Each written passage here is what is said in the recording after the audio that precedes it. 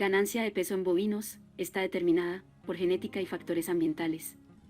La velocidad de crecimiento de un animal está determinada por su caudal genético y por factores ambientales, dentro de los cuales la alimentación ocupa el primer lugar. Aquellos animales que hacen ganancias de peso más rápidas y como consecuencia llegan antes al peso de faena son los que tienen la más alta eficiencia de transformación del alimento en peso vivo.